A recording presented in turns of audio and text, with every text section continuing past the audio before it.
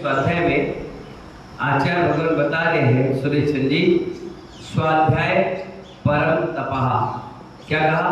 स्वाध्याय परम तपः। इसका अर्थ ये है, जो व्यक्ति उपास नहीं कर पा रहा है, जो व्यक्ति आसन लगाकर बैठ नहीं पा रहा, जो व्यक्ति 6 रस का त्याग नहीं कर पा रहा। 6 रस का दीपक कौन कौन सा? तेल, घी, नमक, दूध, दही, है ना, और मीठा। इस प्रकार के क्या हो गए? 6 रस हो गए। कितने रस हो गए? इसका त्याग नहीं कर पा रहा, जाप नहीं कर पा रहा, कहीं जा आ नहीं पा रहा। अब वो क्या करे? घर में बैठे बैठे, कई ऐसे बुजुर्ग हैं जो नहीं कर पा रहे, घर में बैठे नहीं हिल पा रहे, हाथ पैर टूटा है, कमर टूट गई है, पैरालिसिस अटैक पड़ गया है। अब वो क्या करे? रानू भाई क्या करेगा? तो आचार्यों ने कहा स्वाध्याय परम तपः। राधेलाल जी क्या कहा? स्वाध्याय परम तपः। सबसे बड़ी तपस्या स्वाध्याय। क्या है विमल जी? क्या है स्वाध्याय? स्वाध्याय का मतलब जिन आगम में कहे हुए, भगवान के द्वारा कहे हुए, मुनियों के द्वारा कहे गए जो शास्त्र हैं, उनका नित्य प्रतिदिन अध्ययन करना। क्या करना? स्व मतलब आत्मा, और अध्याय यानी चलना, जो अपनी आत्मा की ओर ले जाए, स्व के अध्याय प्रारंभ हो जाए, वो क्या कहलाता है? स्वाध्याय। तो आचार्य कहते हैं, हे सराग अवस्था में कर्मबंध की छेद करने के उपाय भक्ति है। सराग अवस्था मतलब जो आप हो, अपनी कौन सी? वीतराग अवस्था। और कपड़ेधारी ग्रस्त है वो सराग है। सराग अवस्था में कर्म बंध के छेदन करने का उपाय सिर्फ भक्ति है। भगवान की भक्ति करो, इससे आपकी कर्म बंध के छेद हो जाएंगे। बिना भावों के व्यवहार नहीं होता, भाव सुन क्रिया फल को प्रदान नहीं करती। आचार्य कहते हैं बिना भावों के व्यवहार नहीं होता। बिना भावों के, भाव आएंगे तभी व्यवहार में आएगा, और बिना भाव सुन क्रिया फल को प्रदान नहीं करती। इसीलिए स्वाध्याय का अर्थ ग्रंथ अध्ययन मात्र नहीं है। स्वाध्याय का मतलब ग्रंथ अध्ययन मात्र नहीं है, भक्ति करते करते भी स्वाध्याय हो जाता है। क्या हो जाता है? भक्ति करते करते भी स्वाध्याय हो जाता है। जैसे अपन 28 अगस्त से पूजन शिविर की क्लास लेंगे, है तो वो भक्ति आराधना, लेकिन उसमें भी ज्ञान अर्जन कर रहे हैं, इसलिए वो क्या है? स्वाध्याय परम तपः है। अब आचार्य कह रहे हैं, नियम सार में लिखा है, प्रतिपण अधिकार में कहा कि वचन पूर्वक जो जो क्रिया होती है वो भी स्वाध्याय है। क्या? वचन पूर्वक। जैसे हम चल रहे हैं, दोपहर का विहार है, और दोपहर का स्वाध्याय का समय है, मध्याह्निक स्वाध्याय है। अब चल रहे, विहार हो रहा है, तो अब क्या करें? तो अपनी भक्ति करें, सिद्ध भक्ति, शुद्ध भक्ति, और चर्चा करें धर्म की। क्या? जरूरी ये नहीं कि पुस्तक पकड़े, और जरूरी ये नहीं कि माइक मिले, और जरूरी ये भी नहीं कि पब्लिक बैठी रहे। 2 साधु हैं, वो धर्म की चर्चा कर रहे हैं, अभिक्षण ज्ञान उपयोग कर रहे हैं। ये भी क्या है? स्वाध्याय। स्वाध्याय है, प्रदक्षिणा है, अनुपेक्षा है, वाचना है। ये क्या है? स्वाध्याय के ही भेद है। क्या है? भेद है। तो ऐसे आचार्य कहते हैं, नियम सार में लिखा है। आचार्य उनको ने प्रतिक्रमण अधिकार में कहा, जो मुख से कहा जाए और वचनों से कहा जाए और वचनों की क्रिया में आ जाए, उसको क्या कहते हैं? स्वाध्याय। क्या कहते हैं? अगर मेरे पास पुस्तक नहीं है तो क्या मैं स्वाध्याय नहीं कर पाऊंगा? संजय भैया, क्यों नहीं करूंगा? जितना मैंने पढ़ा लिखा है उसकी प्रदक्षिणा कर लेंगे, पूछ लेंगे, बात कर लेंगे, डिस्कस कर लेंगे। स्वाध्याय का मतलब ही होता है आप कुछ कहो और हम कुछ कहें, चर्चा हो, मथेगा दही तभी तो नैनो यानी घी निकलेगा। और दही रखा रहेगा दूध वाले भैया, तो क्या दही निकल जाएगा? उससे नैनो निकल जाएगा? नहीं निकलेगा, मथना पड़ेगा। तो ज्ञान भी ऐसे ही है, पढ़ोगे, बोलोगे, पूछोगे, जिज्ञासा रखोगे, क्यों, कैसे, कब, कहाँ, कैसा, तब जाकर आपका माइंड भी बनेगा। हाँ, मजा आ गया, बहुत बढ़िया लगता है। स्वाध्याय अच्छा लगता है, तभी तो 50 लोग जैसे 3 साढ़े 3 बजता है दौड़े दौड़े चले आते हैं। क्यों चले आए? कहीं ना कोई अच्छी बात समझ में आ रही है। बुढ़ापे में, जवानी में अगर कोई अच्छी बातें समझ में आ जाए तो अंत समय में काम आ जाती है। तो आचार्य कहते हैं ज्ञानियों, योगी जब चर्या को गया तब भी वो स्वाध्याय कर रहा था। क्या मुद्रिका लेके वो जा रहा है तब भी वो क्या कर रहा है? स्वाध्याय कर रहा है। आहार भी कर रहा है तब भी क्या कर रहा है? कर्मों की निर्जरा कर रहा है। क्या कर रहा है वो? कर्मों की निर्जरा कर रहा है। क्योंकि स्वाध्याय परम तपा। चर्चा की बात तो छोड़ो, अगर शौच और लघुशंका के लिए भी दिगंबर साधु जा रहे हैं तो भी उनकी चर्या में स्वाध्याय ही चल रहा है। क्योंकि बताओ, जीव हिंसा बचा रहे, वहां भी बैठे हैं तो कोई चिंतन कर रहे हैं। क्या कर रहे हैं? सबसे बढ़िया चिंतन वही होता है, डू नॉट डिस्टर्ब। कोई नहीं, कुछ नहीं, शांति से क्रिया अपनी चल रही है, लेकिन मन क्या चल रहा है? चिंतन चल रहा है, मनन चल रहा है। आचार्य कहते हैं वहां भी स्वाध्याय ही हो रहा है। निर्जंतु भूमि है कि नहीं? स्त्री पुरुष आवागमन है तो नहीं है? छिद्र भूमि की नहीं है? यही तो स्वाध्याय है। आचार्य क्या बता रहे हैं गाथा के हिसाब से? कह रहे हैं आप ये देख रहे हो, कोई स्त्री तो नहीं है, कोई जेंट्स तो नहीं है, कोई नपुंसक तो नहीं है, कोई चींटी तो नहीं है, कोई जीव जंतु तो नहीं है, पानी डला तो नहीं है, घास तो नहीं है, कोई दिक्कत परेशानी नहीं है। इतना विवेक रख रहे हो तो ये भी क्या है? कितनी गहराई की बात जैन मुनियों के लिए बताई। तो इसीलिए जब शुद्धि के लिए भी जा रहे हैं वो क्रिया भी क्या है? स्वाध्याय। निर्गंथों की हर क्रिया स्वाध्याय होती है।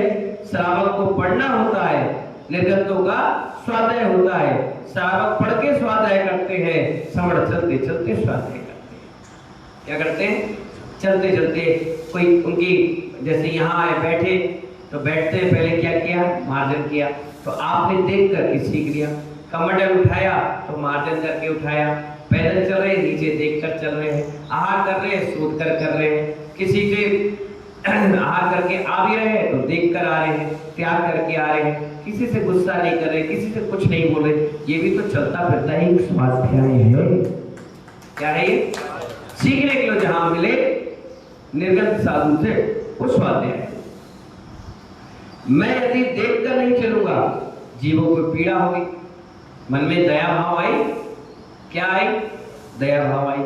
उनका घात होगा, मुझे कर्म का बध होगा। मेरी आत्मा को संसार में नहीं भटकना है, इसलिए ये स्वाध्याय है। अपनी आत्मा के बारे में चिंतन कर रहे ना, अपनी आत्मा के बारे में सोच रहे ना, इसीलिए क्या? ये भी स्वाध्याय है। यदि इतना विचार नहीं है तो इरियापथ नहीं होगा। जो 4 हाथ भूमि देखकर गमन कर रहे हैं उनकी इरिया समिति चल रही है और वह भी उनका एक स्वाध्याय चल रहा है। क्या चल रहा है? स्वाध्याय चल रहा है। हो ज्ञानियों, क्या कह रहे हैं? हे ज्ञानियों, मुनिराज सामायिक कर रहे हैं, उस समय गमन तो नहीं कर रहे, उस समय इरिया समिति तो होगी नहीं, क्योंकि व्रत एक बार धारण किए जाते हैं, वे संपूर्ण व्रत युगपत रहते हैं। यानी एक बार आपने व्रत ले लिया, वो जिंदगी भर के लिए रहते हैं। परंतु क्रिया के समय एक एक करके आते हैं।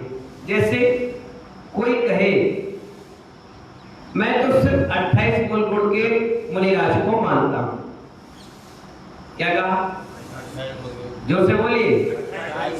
अब आपसे प्रश्न है, अभी प्रश्न है, जैसा इसमें आया है, जैसे रिवॉल्वर में 6 गोली, कितनी? 6 है। चलेगी कितनी? एक साथ 6 निकलेगी क्या? एक एक करके निकलेगी ना। ऐसे ही मुनिराज है, 28 मूल गुण है उनके। कितने? तो जरूरी ये नहीं कि 24 घंटे में 28 मूल गुण ही रखे रहे। एक मूल गुण है केस लॉन्च। क्या बोलो? अब 4 महीने में एक बार होगा। रोज कर रहे हैं क्या? बोलो ना, रोज कर रहे हैं क्या आप केस लॉन्च? तो आज कितने मूलगुण है फिर हमारे? और जिस नग्न रहना ये तो रोज ही रहते, इसमें तो कोई दिक्कत ही नहीं। पैदल चल ही रहे, मौन चल ही रहा है, एक टाइम भोजन है। अब मैं भोजन नहीं कर रहा, उपवास है, तो कितने रह गए? 26 रह गए। अब सुनते जाना। तीसरा,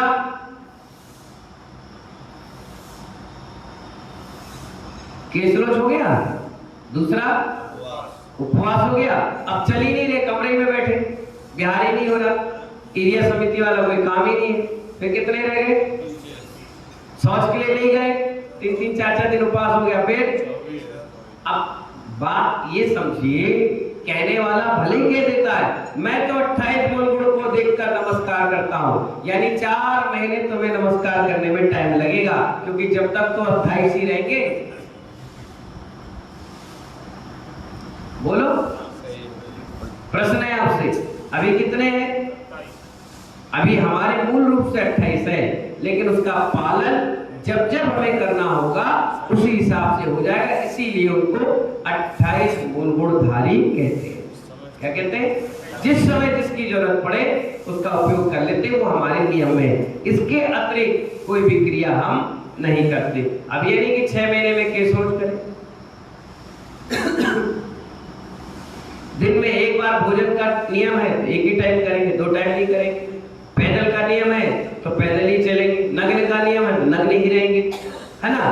तो ऐसी कई चीजें ऐसी है जो पूर्णता रोज नहीं करनी पड़ती, लेकिन गुण में वो जरूर है। जब भी करेंगे तो होगी तो गुण में, है ना? तो इसीलिए आचार्य कह रहे हैं कि क्योंकि व्रत एक बार धारण किए जाते हैं वो संपूर्ण व्रत हो जाते हैं, परंतु क्रिया में एक एक ही आते हैं। गमन करेंगे उस समय आहार नहीं होता, ऐसा समिति नहीं चलेगी, आधार निक्षेपण नहीं चलेगा, उत्सर्ग नहीं चलेगा, भाषा समिति नहीं चलेगी। फिर भी इरिया समिति के 5 समिति एक साथ ही रहती है। जो व्यवहार समिति का पालन कर रहे हैं वहां निश्चित समिति हो सकती है, नहीं भी हो सकती है, लेकिन वास्तव में जिनके व्यवहार समिति का पालन हो रहा है उनके निश्चित समिति होगी। वास्तव शब्द पर ध्यान रखना, क्योंकि करुणा भाव के अभाव में शुद्ध उपयोग संभव नहीं है। इसलिए आचार्य कहते हैं कि आज आपने मूल गुण ले लिए, आज आपने केस रोज कर लिया, आज आपने उपवास रख लिया, आज आप शौच क्रिया सब कुछ हुआ है। जरूरी ये नहीं कि कल भी केस रोज ही करना पड़े। अब आपको इसमें लिखा है केस रोज और आप करते ही नहीं। 2, 3 और 4 महीना लिखा है। क्या लिखा है? 8 महीना गमनागमन लिखा है। क्या लिखा भाई? जब पुस्तक रहेंगे तब हमारी समिति चलेगी, जब हम उठेंगे बैठेंगे तब समिति चलेगी, बाकी समय। अब आपकी गाड़ी आ गई, क्या? 4 व्हीलर। कौन सी गाड़ी आई? 4 व्हीलर। खड़ी रखो तब भी उसकी साल भर में किस्त भरना पड़ेगी, और चलाओगे तब भी। चलाओगे तो पेट्रोल भरना पड़ेगा, मीटर चलेगा, और अगर खड़ी रखोगे तो इंश्योरेंस, फाइनेंस और किस्त भरना पड़ेगा, वो तो भरना ही पड़ेगा। तो ऐसे ही ये दिगंबर मुनियों के 28 मूल गुण है, और उनको पालन जीवन पर्यंत इसको करना पड़ता है। आज 4 महीने हो गए तो केश रोज कर लो, कल सुबह हो गई तो आहार कर लो, चतुर्मास समाप्त हो गया तो विहार कर लो, और नग्न उनका रह नहीं है। बाकी सब क्रियाएं, ईसना आसना जो भी कुछ व्यवस्था है वो सब चलती रहती है। जब जिसकी जरूरत होती है वो समिति आगे आ जाती है, बाकी सब पीछे हो जाती है, लेकिन समाहित सब में 28 गुण रहता है। इन सबके चिंतन में, मनन में, स्वाध्याय में जो समय निकल जाता है वो भी बहुत बड़ी तपस्या है। आप बाजार में निकलते हैं, कहाँ निकलते हैं? और किसी ने 10,000 रुपए आपको दे दिया कि यहाँ से ग्वालियर में जाकर के उस व्यक्ति को पेमेंट कर देना। अब आपने जेब में रख लिया, कहाँ? 10,000 रुपए। तो यहाँ से 45 किलोमीटर ग्वालियर है, तो कितनी बार अपनी जेब को टटोल के देखते हो? कितनी बार? कई वो क्यों? गिर तो नहीं गए। वाह, इसी जैसा, यही तो मैं सुनना चाह रहा था। क्या कहा आपने? गिर तो नहीं गया, चोरी तो नहीं कर गया, कोई गुम तो नहीं गया।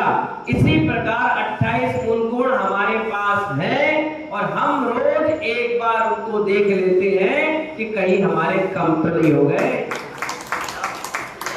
हर थोड़ी देर में उसका चिंतन कर लेते हैं, हर थोड़ी देर में मनन कर लेते हैं। हाँ, मुझे केशरोज भी करना है, हाँ मुझे ये समिति रखना, हाँ मुझे मौन रखना है, हाँ मुझे नग्न रहना, हाँ मैं मुनि हूँ। बार बार आंदोलन में आता रहता है तो भाव मुनि के बने रहने के बने रहते हैं। नहीं तो क्या होगा? अब आप ये सोच रहे हो कि मैंने इन दो आंखों से अपने आप को बचा लिया। क्या सोचते हो? इन दो आंखों से अपने आप को बचा लिया, लेकिन आचार्य गुरुवर विराट सागर जी महाराज कहते हैं कि तुमने दो आंखें तो बंद कर ली, इन 1000 आंखों को कहां ले जाओगे? ये तो कैमरे की तरह है। ये तो तुम अगर नाक भी खुजाओगे तो 1000 तो तुमने सोचा किसी नहीं देखा यूं, लेकिन इनने सब ने देख लिया कि महाराज ने नाक खुजा ली, महाराज ने पसीना पोंछ लिया, महाराज ने एक बार पुस्तक पढ़ डाली। आदमी की निगाह चील से ज्यादा तेज होती है। हमने क्या खाया ये हमें नहीं मालूम, लेकिन जिसने देखा है उसने हाथ जोड़ लिया। 3 रोटी आज महाराज ने खाई, 1.5 गिलास जूस पिया, 1 गिलास दूध पिया, 4 बादाम लिए और 2 जग पानी लाए और वो भी पी लिए। आप क्या सोचते हो? आप क्या सोचते हो कि हमें किसी ने नहीं देखा? अरे इनका बस चले तो तुम्हारे एक एक रोग गिन के बता दे कि मुनि महाराज के कितने रोग हैं। ये जनता है, जनता जनार्दन से कोई नहीं बच पाया। आप देख लीजिए, अगर मैं बैठ के अगर किसी को मुस्कुरा रहा हूं तो 1000 आदमी देख रहे, मैं सोच रहा हूं मुझे कोई नहीं देख रहा, लेकिन वो 1000 में बिल्कुल निगाह रखे। सीसी कैमरा फेल है इन निगाहों के आगे। इसीलिए महानुभाव आचार्य कहते हैं स्वाध्याय परम तपना, 24 घंटे की चर्या उनकी अभिक्षण ज्ञान उपयोग है। क्या है? अभिक्षण ज्ञान उपयोग है। जिस प्रकार व्यक्ति सामान की रक्षा करता है, ऐसे ही अपने संयम की रक्षा करते हैं। इन्हीं मंगल भावना के साथ जय बोले महावीर भगवान की।